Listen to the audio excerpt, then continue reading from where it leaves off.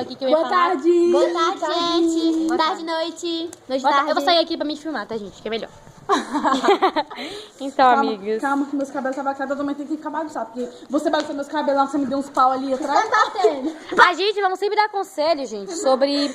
Amigas, não. O que a gente vamos dar conselho? Então, replay. A gente vamos dar conselho sobre o quê? Dá o replay que eu não filmei. Vai devagar lá. Vai lá. Você tá falando isso por quê, amigo? Tá, gente, para de bestagem.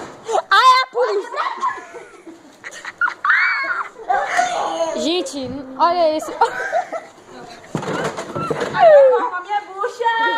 É, a gente vai mostrar tudo pra vocês. A gente sempre vai fazer essas coisas, Agora eu vou sabe? arrumar minha bucha, né? Ela vai que eu só arrumar. tive só chapinha. Ela vai arrumar o Falou, cabelo do Pichão. Eu falei que o Roberto tá pedindo. Nós Ela falou o quê? Sua tia me ama, ô caralho. A chapinha, minha filha. Até chapinha ela vai pranchar. Essa aqui... Corta pra 18. Essa aqui bate. Corta pra mim, corta pra mim. Ela não anda.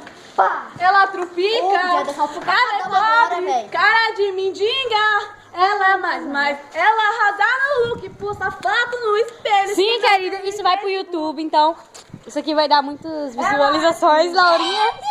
Laurinha Santos. Ela é puta, ela é galinha. Ela é rapariga.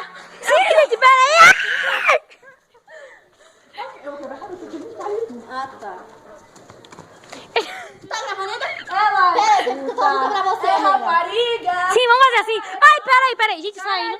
Veja o próximo vídeo que você vai saber o resto.